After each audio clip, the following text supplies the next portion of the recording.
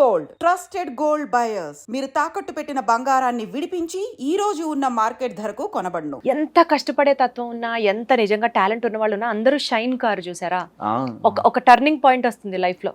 అలాంటిది మీ లైఫ్ లో ఏంటి అంటే సక్సెస్ అంటే సక్సెస్ పరంగా? అంటే సక్సెస్ పరంగా ఫస్ట్ RX100 అజయ్ భూపత్ అన్న ఫస్ట్ సక్సెస్ అంటే ఫస్ట్ ఛాన్స్ ఇచ్చింది మన వంగవీటి గారు, అర్జీ సార్, పూరి గారు, మహబూబా ఇచ్చారు, ఇస్మార్ట్ శంకర్ నాకు ఫస్ట్ హిట్ పూరి గారు ఇచ్చారు. సో ఈ సినిమాలన్నీ ఒక ప్యారలల్గా ఒక సతీష్ ఫైట్ మాస్టర్ అన్నారు. ఒకేసారి సతీష్ని ఒకటేసారి లేపింది సినిమా అంటే దసరా. నానిగారి దసరా. ఆ సినిమా చేసాము శ్రీకాంత్ సార్. ఆయన అసలు చాలా పవర్ఫుల్ క్యాండిడేట్ శ్రీకాంత్ సార్. చాలా పెద్ద డైరెక్టర్ అవుతాడు ఆయన ఆల్రెడీ దసరాతో నిరూపించేసుకున్నారు అంతే. ఇంకా నెక్స్ట్ లెవెల్. అంటే ఏంటి ఆయనలో అంత గొప్పతనం? అంటే తిన్నాడు, అంటే ఓపెన్ గా ఉంటాడు, దేనికి అంటే చేసేద్దాం అంటాడు, ఏదైనా సరే చేసేద్దాం మాస్టర్ అంటాడు, అన్నిటికీ తెగించినాడు, ఏదైనా చేసేద్దాం అని అంటాడు, ఏదైనా కావాలి మాస్టర్ మనకు అని అంటాడు, అంటే ఏది కాంప్రమైజ్ గారు అలాంటి క్యాండిడేట్. సో కొంచెం మీ ఏమంటారు, మీ జీన్ పూలే వేసుకోవచ్చా? మీ పోలికలు అన్ని కలిసినాయి కొంచెం. ఆయన డైరెక్టర్, పెద్ద డైరెక్టర్.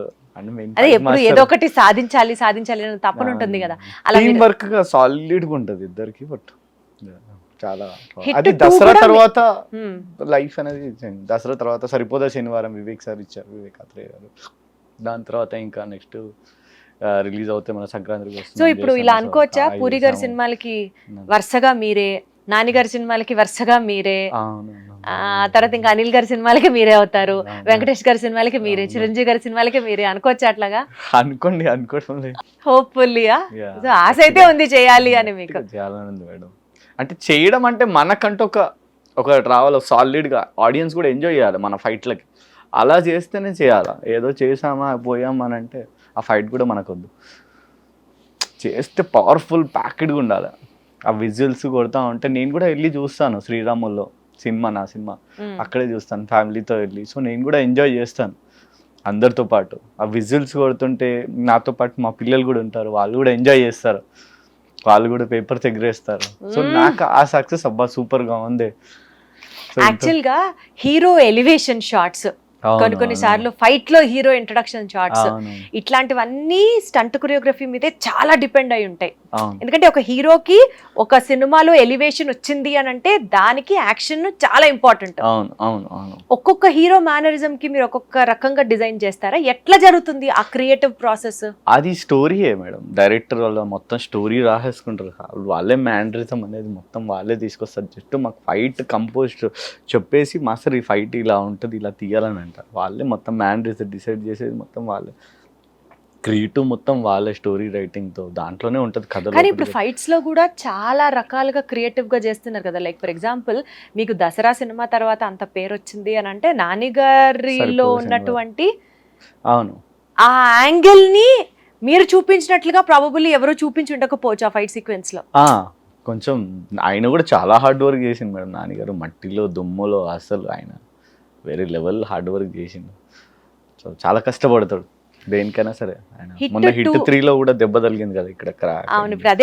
పక్కనే ఉన్నాను యాక్చువల్లీ ఆ రోజు. స్టంట్ మ్యాన్ కొంచెం లేరు, నేను స్టంట్ మ్యాన్ కాస్ట్యూమ్ వేసుకొని నేను అక్కడే ఉన్నాను, కెమెరా హ్యాండిల్ చేస్తున్నాడు, ఫైట్ కంపోజ్ చేశాను.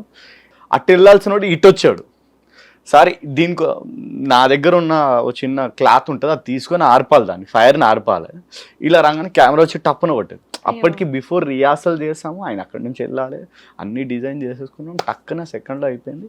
నేను వచ్చి పట్టేసుకున్నాను, ఇట్లా పట్టేసుకొని చూసా. నాకు మీరు చూస్తే ఇప్పుడు వీడియోస్లలో ఉంటుంది, ఇక్కడ సార్కి చిన్నగా ఉంటే మాస్టర్ అని అయిందా ఎక్కువ ఉందా అంటే లైట్గా ఉంది సార్ పైన అన్నాను. ఓకే మాస్టర్ అని సెట్ అయిపోతుంది. వెంటనే చేశారు ఆయన కూడా, మళ్ళీ చేసేసాడు. ఏం లేదు 1 minute వెళ్ళేసి మళ్ళీ వచ్చేసి ఏం లేదు చిన్న మేకప్ ఏదో వేసుకొని వచ్చేసాడు. చిన్న లైన్ కనిపిస్తే దాంట్లో ఏదో మేకప్ సెట్ చేసుకొని వచ్చి రెడీ మాస్టర్ అన్నాడు. దాని తర్వాత ఇమ్మీడియట్గా ఫైర్ అది తీసుకొని ఇలా అనేసి ఇలా లేపేసరికి ఇక్కడ ఫైర్ అయింది మళ్ళీ ఇమ్మీడియట్గా 5 minutes లోపే. ఇక్కడ దెబ్బ తాకడం కాకుండా మళ్ళీ ఫైర్ ఇలా ఆర్పి ఇలా అన్నాడు, ఇక్కడ అంటుకుంది. ఇలా అంటుకోగానే ఇమ్మీడియట్ గా అది ఇలా ఆర్పంగానే లైట్ గా ఫైర్ అయింది. అయినా ఇలా అనుకోగానే ఆర్పింది. నేను పక్కనే ఉన్నాం కాబట్టి మేము అందరం వచ్చేసాం.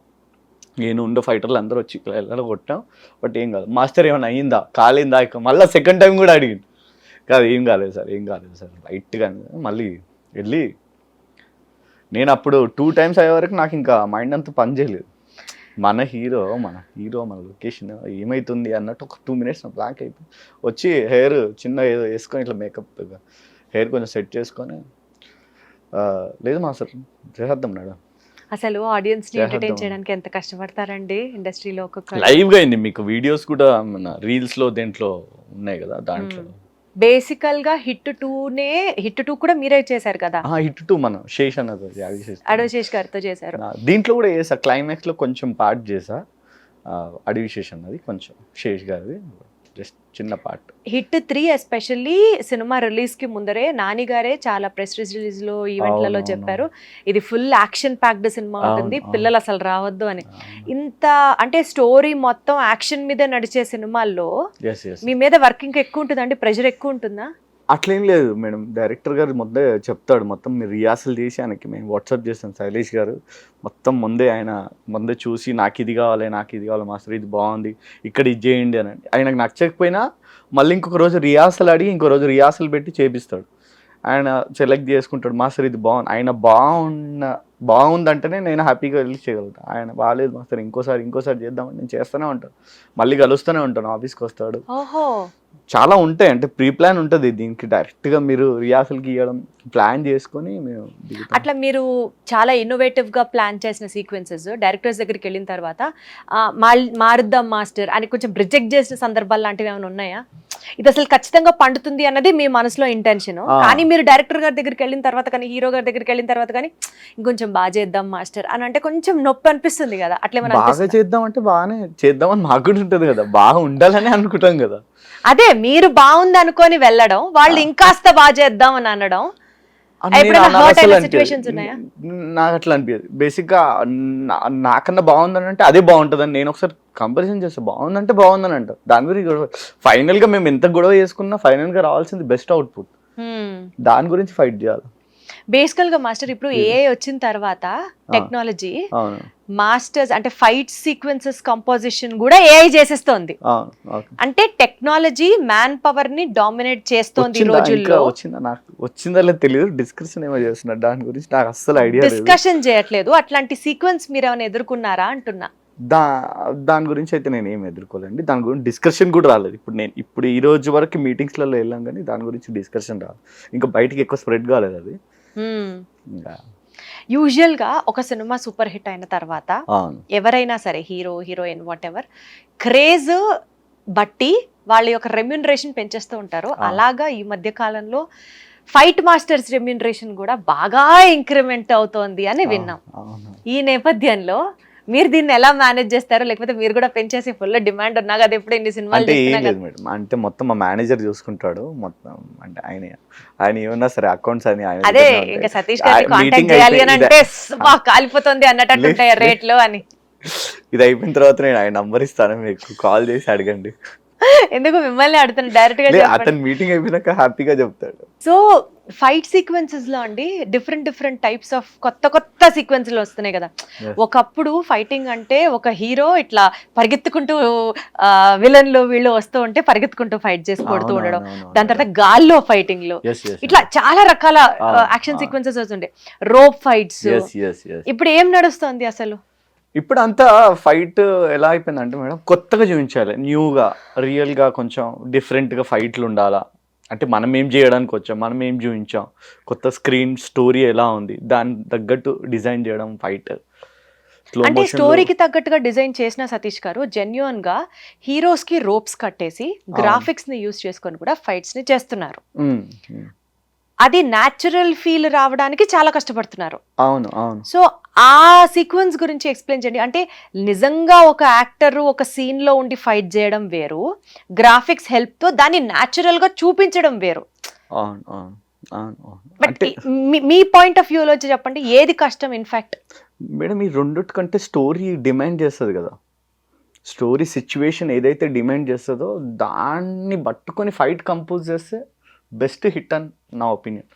ఈ రోప్స్ ఇవన్నీ జంప్స్ ఇవన్నీ ఫైట్ అంటే ఇవన్నీ ఉంటాయి, కాకపోతే స్టోరీ సిచ్యువేషన్ ఆ లైన్ ఎలా ఉంది, దాని తగ్గట్టు ఏం డిజైన్ చేయాలి, ఫైట్ హీరో క్యారెక్టరేషన్ ఏంది, దాన్ని బట్టి ఫైట్ డిజైన్, హీరో ఎంత ఎమోషన్గా ఉన్నాడు దాన్ని బట్టి ఫైట్ డిజైన్ చేయాలి, అన్ని వాడొచ్చు దాంట్లో.